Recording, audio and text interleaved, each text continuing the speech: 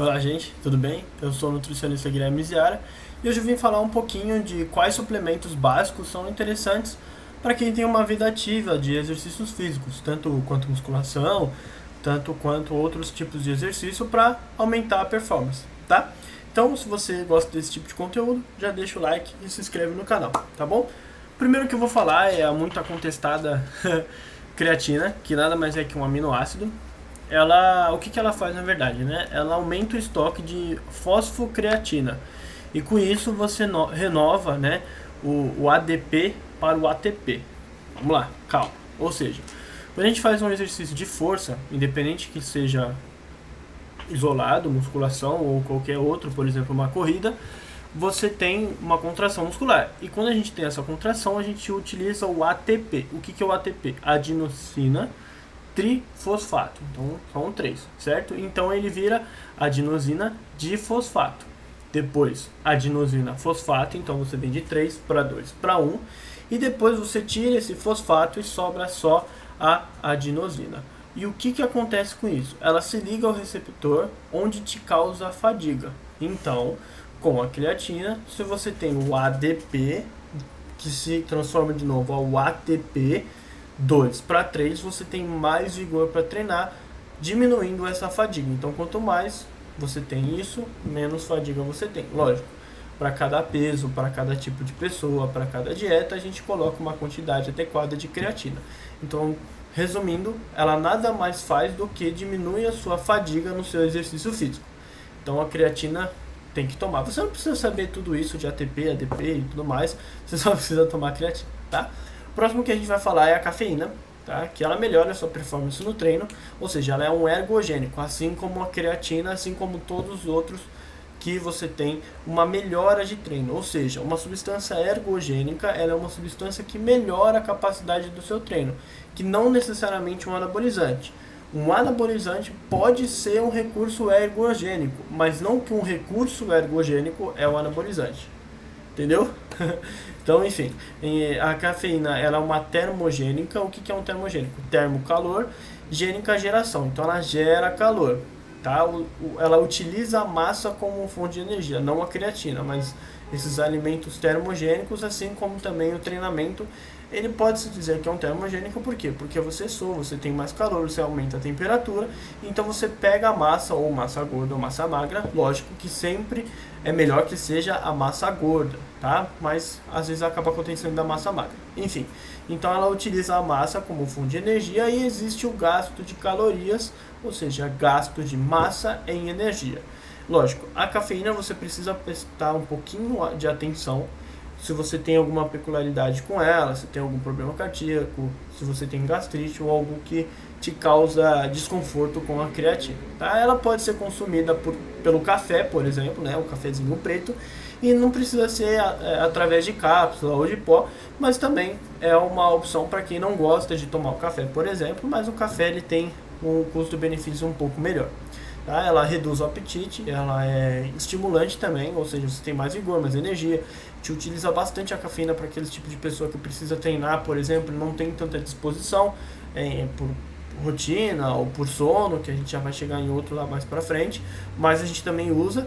E também você tem que tomar cuidado com o tempo de uso, porque a cafeína, quando muito tempo você usa, o seu corpo vai se acostumando, principalmente se você usa em altas quantidades, ele se acostuma com essas altas quantidades, e aí você acaba jogando fora aquilo que você está tomando. Então é sempre importante, de repente, colocar em alguns momentos, colocar 2 vezes por semana, ou faz um período, depois para.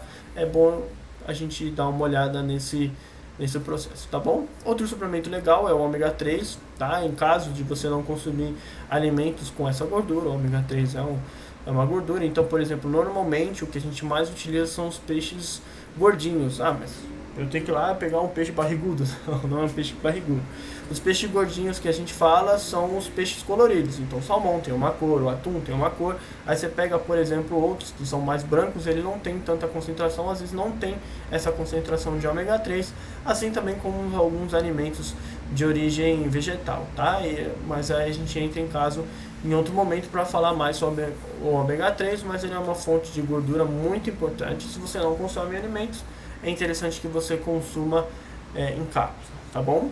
Aí agora vamos entrar, mas e as proteínas? Whey, o isolado de soja, albumina ou isolado de arroz, por exemplo, ou qualquer outro isolado.